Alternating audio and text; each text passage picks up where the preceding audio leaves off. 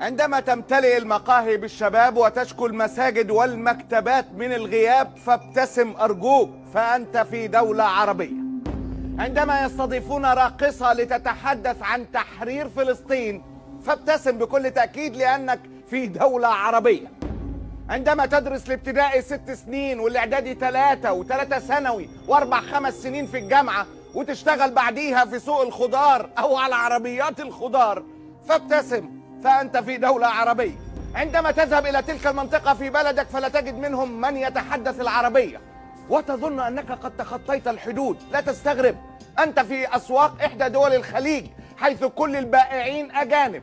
من فضلك ابتسم، فأنت في دولة عربية. عندما تصلي الجمعة وتكون الخطبة عن كيفية الوضوء الصحيح أو المسح على الكعبين بوقت تكون فيه الدبابات الإسرائيلية تسحق عظام طفلة فلسطينية فابتسم،